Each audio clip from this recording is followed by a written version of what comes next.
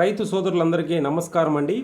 ఈరోజు మనము మామిడిలో కత్తిరింపు అండి. ఇప్పుడు మామిడి కాయల సీజన్ అయిపోయింది కాబట్టి కంపల్సరీ కత్తిరింపులు ఎలా చేసుకోవాలి, కత్తిరింపులో మనం తీసుకోవాల్సిన జాగ్రత్తలు, కత్తిరింపులు చేసిన తర్వాత మనం ఎటువంటి యాజమాన్య పద్ధతులు పాటించాలనేది ఈరోజు మామిడిలో తెలుసుకుందాం. వీడియోని ఎక్కడ ఎండ్ వరకు చూడండి. అలాగే వీడియో నచ్చినట్లయితే ప్లీజ్ లైక్, షేర్, సబ్స్క్రైబ్ అండి. మీకు ఎటువంటి సందేహాలు ఉన్న మామిడిలో మీకు ఎరువుల యాజమాన్యం కానీ, అలాగే వివిధ రకాల తెగుళ్ళు కానీ, వివిధ రకాల పురుగులు కానీ ఎటువంటి యాజమాన్య పద్ధతులు పాటించాలనే విషయాలపై మీరు ఎటువంటి సందేహాలు ఉన్నా మీరు నన్ను అడగండి. మీరు కంపల్సరీ రిప్లై ఇస్తాను. మన యూట్యూబ్ ఛానల్లో చాలా వీడియోలు ఉన్నాయి మామిడి మీద. అలాగే ప్రస్తుతం మామిడి కత్తిరింపులు కొమ్మ కత్తిరింపు అనేది అక్కడ స్టార్ట్ అయింది అక్కడక్కడ. కావున ఎటువంటి యాజమాన్య పద్ధతులు పాటించాలనేది పూర్తిగా చెప్తాను. మీరు వీడియో ఎండ్ వరకు చూడండి. మీకు వీడియో నచ్చినట్లయితే ప్లీజ్ లైక్, షేర్, సబ్స్క్రైబ్ అండి. అలాగే మామిడిలో ఎటువంటి సందేహాలు ఉన్నా మీరు నన్ను కామెంట్ అడగండి. మీకు కంపల్సరీ రిప్లై ఇస్తాను. ఓకే, మెయిన్ టాపిక్లోకి వెళ్ళిపోదామండి. మామిడిలో కొమ్మ కత్తిరింపులు, ప్రూనింగ్ అంటారండి. కొమ్మ కత్తిరింపులు అనేది చాలా ప్రధానమైనదండి. ఎందుకంటే కొమ్మ కత్తిరింపు అనేది మనకు చెట్టు యొక్క నిర్దేశిక పూత కానీ, అలాగే ఎప్పుడు పూత రావాలి, అలాగే మనము మొక్క యొక్క నిర్దిష్ట స్థానం అంటే స్ట్రక్చరు అంటే మీరు గమనించినట్లయితే కొమ్మలు కత్తిరింపుల వల్ల మనకు చెట్టు అనేది ఆకారం కూడా కలిగి ఉండాలి. అలాగే కొమ్మ కత్తిరింపులు తప్పుదలలు చేస్తే మన పూత దిగుబడి తగ్గే ఛాన్స్ ఉంటుంది. అలాగే వివిధ రకాల తెగుళ్ళు బారిపోకుండా మన కత్తిరింపులు అనేది చాలా జాగ్రత్తగా చేయాలి. ముఖ్యంగా ప్రతి సంవత్సరం మన కాయలు కటింగ్ అయిపోయిన తర్వాత 15 రోజులు చెట్లు రెస్ట్ ఇచ్చేసి, కాయలన్నీ కోసేది అయిపోయిన తర్వాత మనకు చెట్టు 10 రోజులు గ్యాప్ అంటే రెస్ట్ ఇచ్చేసి తర్వాత మనకు జూన్, జూలై నెలల్లో మనకు కత్తిరింపులు అనేది స్టార్ట్ చేస్తారండి. ముఖ్యంగా కాండం పైన ఉంటాయి కదండి కొమ్మలు, అటువంటి కొమ్మలను అలాగే వివిధ రకాల మనకు సన్లైట్ పడుకోకుండా మబ్బు అడ్డంగా ఉండే కొమ్మలు మనం కత్తిరించాలా. ఆ కత్తిరించిన విధానం కూడా మనము కత్తెరలు కానీ లేకుంటే పెట్రోల్ పంపు మోటార్ రంపం ఉంటుంది కానీ దాంతో కూడా కోసేయాలా. చీలకోకుండా మనం కొమ్మ కత్తిరింపు అనేది చేసుకోవాలా. ముఖ్యంగా మొక్క కింది భాగానికి 50 సెంటీమీటర్లు ఎత్తు ఉండాలండి. 50 సెంటీమీటర్ల కింద కంటే ఎక్కువగా ఉంటే ఆ కొమ్మలు తీసివేయడం మంచిదండి. అలాగే పక్క కొమ్మలు ఉంటాయి కదండి, మొక్కకు పక్క కొమ్మలు 80 సెంటీమీటర్ల నుంచి మొక్క చివర్లు ఉంటాయి కదండి, ఇగురుల మాదిరి, ఆ చివర్ల కొమ్మలన్నీ మనం తీసేయాలా. చెట్టు ఒక నిర్దిష్ట షేప్లో రావడానికి వచ్చేటట్లుగా మనం కొమ్మ కత్తిరింపు అనేది చేసుకోవాలా.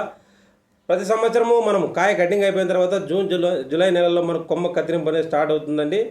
ఇలా కొమ్మ కత్తిరింపు చేయడం వల్ల సూర్యరశ్మి అనేది చెట్టు కొమ్మలు కత్తిరింపు బాగా చేయడం వల్ల సూర్యరశ్మి అనేది మనకు మొక్క మీద పడి అధిక దిగుబడి రావడానికి ఆస్కారంగా ఉంటుంది. ఎందుకు సార్ మీరు సన్లైట్ ఎందుకు పడాలంటే, సన్లైట్ పడడం వల్ల మనకు చాలా బెనిఫిట్స్ ఉన్నాయి. వివిధ రకాల మొక్కల్లో జరిగే క్రియలు కానీ, అలాగే మనకు సల్ఫర్ మందులు స్ప్రే చేసినప్పుడు మొక్క వేడి బాగా కొమ్మలన్నీ బాగా మనకు వేడి రావడం వల్ల మనకు పూత కూడా రావడానికి ఆస్కారంగా ఉంటుంది. అలాగే చెట్లు కాయలు కోసేసిన తర్వాత మనకు తొట్యాలు ఉంటాయి కదండి, అవి కూడా కత్తిరించాలా. కత్తిరింపులు చేసిన వెంటనే మనకు కొన్ని 2-3 ఇగుర్లు పెట్టుకొనేసి మిగతా ఇగుర్లన్నీ తీసేయాలి. ఎందుకు 2-3 ఇగుర్లు పెట్టుకోవాలంటున్నానంటే, మనకు 2-3 కొమ్మలు మాత్రం పెట్టుకోవడం వల్ల ఏమవుతుందంటే కాయ అనేది క్వాలిటీగా, అలాగే కాయ సైజు రావడానికి ఉంటుంది. ఎన్ని కాసినా మన కాయ నిలబెట్టుకోవడానికి బలమైన కొమ్మలు 3 చిగుర్లు పెట్టేసి మిగతావన్నీ తీసేస్తే మనకు 100% మొక్క మనకు ఎదగడానికి కూడా, అలాగే అత్యధిక దిగుబడి రావడానికి ఆస్కారంగా ఉంటుంది. అలాగే ఎండు కొమ్మలు కానీ, అలాగే చీడపీడలు పెట్టిన కొమ్మలు కానీ అన్నీ కత్తిరించేసి మనకు కత్తిరించిన తర్వాత మనకు పైన కొనాలు ఉంటాయి కదండి, కత్తిరించిన కొనాలకి బోర్డో పేస్ట్ దొరుకుతుందండి. దాన్ని లేదా కాబ్రాక్స్ బ్లైటాక్స్ మనం పేస్ట్లో పూసేస్తే సరిపోతుంది. కత్తిరించిన కొమ్మల్ని మనము అన్ని కొప్పేసేసి తోటలో అంతా బాగా ఉతాబెట్టేసి కాల్ చేయాలండి. ఎందుకు కాల్ చేయమంటున్నానంటే, మీరు తోటలో వేసేసి ఆ వ్యాధులు కానీ, అలాగే వివిధ రకాల తెగులు కానీ కొమ్మలు అట్లా చేస్తారు, దాన్ని పట్టించుకొని కాల్ చేయరు. అవి మళ్ళా వచ్చే సంవత్సరంలో దాంట్లో బ్యాక్టీరియా కానీ, ఫంగస్ కానీ మనకు అలానే బతికి ఉండి తర్వాత సంక్రమించడానికి మనకు ఆస్కారంగా ఉంటుంది. అలాగే ముఖ్యంగా కొమ్మ కత్తిరించే సమయం వచ్చి జూన్, జూలై నెలలో మన కొమ్మ కత్తిరించే అనువైన సమయంగా చెప్తాను. ఎందుకంటే అప్పుడు మన కాయలన్నీ కటింగ్ అయిపోయి ఉంటాయండి. మన సమ్మర్ సీజన్ కూడా మనకు ఎండ్ అయి ఉంటుంది. కావున 15 రోజులు మన కాయలు కటింగ్ అయిపోయిన 15 రోజులు చెట్టుకు రెస్ట్ని ఇచ్చేసి తర్వాత కొమ్మ కత్తిరింపు అనేది చేసుకోవాలా. కొమ్మ కత్తిరింపులో తీసుకోవాల్సిన జాగ్రత్తలు ప్రతి ఒక్క రైతు ఇప్పుడు వీడియోలో అంత ఇంట్రెస్ట్గా ఉంటుంది. ప్రతి ఒక్క రైతు గమనించాలని పాయింట్ చెప్తాను. మీరు వీడియోని ఎక్కడా స్కిప్ చేయొద్దు ఇప్పటి నుంచి. ఎందుకంటే ఇప్పుడు మెయిన్ టాపిక్ స్టార్ట్ అవుతుందండి. మన కొమ్మ కత్తిరింపు అనేది మనం ఎలా చేసుకోవాలి, కొమ్మ కత్తిరింపులోనే సరైన యాజమాన్య పద్ధతులు పాటించకపోతే తర్వాత వచ్చే మన పూతకు కానీ దానికి కూడా చాలా ఎఫెక్ట్ పడుతుందండి.